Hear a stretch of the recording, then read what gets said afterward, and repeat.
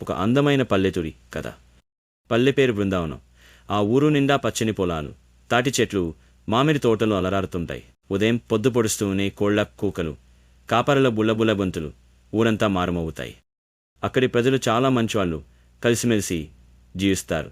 ఒకరికి ఒకరు సహాయం చేస్తూ ఆనందంగా గడుపుతారు. ఆ ఊర్లో శివ అనే బాలుడు ఉండేవాడు.